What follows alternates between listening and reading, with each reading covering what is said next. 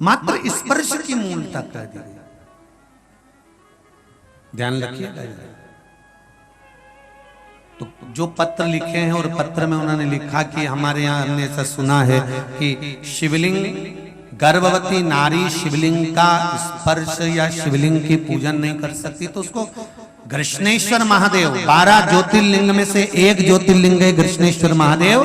कृष्णेश्वर महादेव की पूर्ण कथा का स्मरण कराइएगा कि स्वयं सुधर्म नाम का ब्राह्मण, सुधर्म नाम का ब्राह्मण अपनी पत्नी से कह रहे हैं कि अगर अब आपसे बालू का शिवलिंग नहीं बनता, मिट्टी का शिवलिंग नहीं बनता, तो एक काम करिए, अब आप बालू के शिवलिंग की जगह, मिट्टी के शिवलिंग की जगह, पार्थिव शिवलिंग की जगह एक काम करना कि आप किसी मंदिर में जाकर शिवलिंग का मात्र स्पर्श कर लेना भी, केवल स्पर्श कर लेना भी पार्थिव शिवलिंग के निर्माण का फल है। केवल स्पर्श।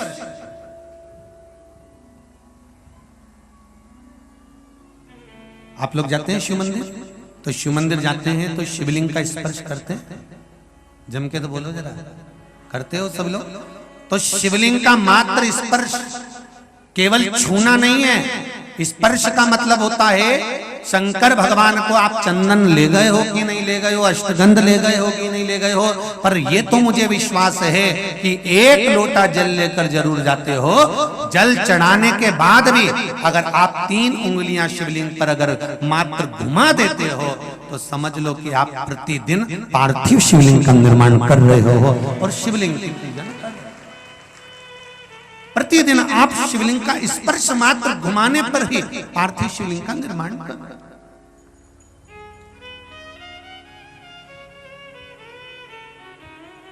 अब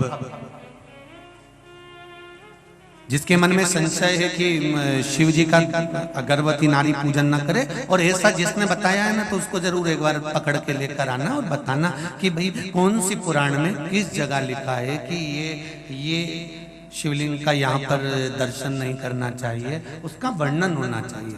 अगर शिव महापुराण की कथा में से कोई भी चीज चढ़ाने की बात करते हैं, जैसे काली मिर्ची चढ़ाने का बोला, तो उसका भी प्रमाण शिव महापुराण में है। आप छाट सकते हो, निकाल सकते हो, देख सकते हो। गेहूं के दाने का प्रमाण शिव महापुराण में है। अरहर की दाल का प्रमाण शिव महापुराण में है। दुर्वा के जल का प्रमाण शिव महापुराण में है। डाब के प्रमाण शिव महापुराण में है। चावल का प्रमाण शिव महापुराण में है।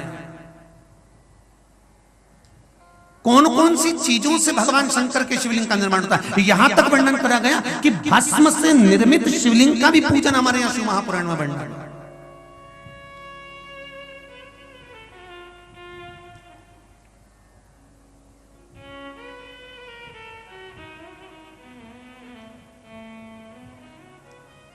आप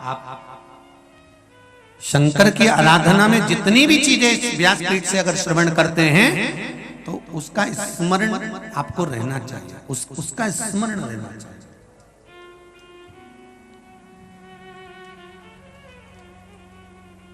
महाराज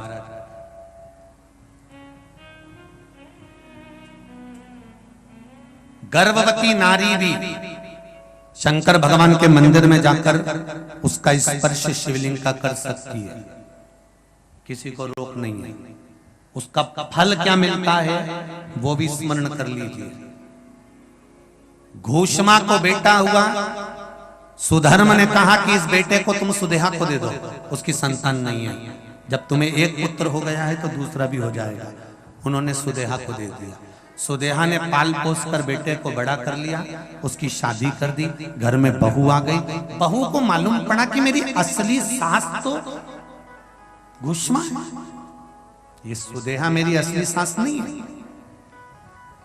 क्रोध आ गया, उसने सास को पूछना बंद कर दिया सुदेहा को। गुस्से में आ गई सास। सुदेहा ने मन में सोचा कि बेटा ही नहीं रहेगा तो बहू किस काम की रहेगी। बहू गई थी मायके, सुदेहा ने अपने बेटे के टुकड़े टुकड़े कर कर कपड़े में बांध कर तालाब में फेंक दी। आप देखिए गर्भवती नारी अगर शंकर का स्मरण करती है, पूजन करती है, तो उसके बालक पर कितना फल मिलता है, ये शिव महापुराण की कथा कहती है। तो जिसने आपको कहा कि गर्भवती नारी को शिव जी का स्पर्श नहीं करना चाहिए, उसको ये पूरी कथा सुनाओ कृष्णेश्वर महादेव। बेटे के टुकड़े कर कर कपड़े में बांध कर तालाब में फेंक दिया। घूष्मा शिवजी के शिवलिंग का निर्माण करती थी और पार्थिव शिवलिंग का पूजन कर कर शंकर भगवान का विसर्जन करने जाती थी। आज घूष्मा के मन में आ गया, मेरे बाबा शंभु, हे भोलेनाथ, त्रिकालदर्शी, कैलाशी, अविनाशी, प्रभु बेटे को बहुत दिनों से नहीं देखा, जिस बेटे को गर्भ में रखा था और आपकी पूजन करी थी, मेरा बेटा वो नजर नहीं आ रहा। शंकर भगवान ने एक हफ्ते पहले मरे हुए घूष्मा के बेटा जो टुकड़ा टुकड़ा हो गया था, उस बेटे को जीवित तालाब से बाहर निकाल दिया। ये गर्भस्थ नारी की शिव आराधना का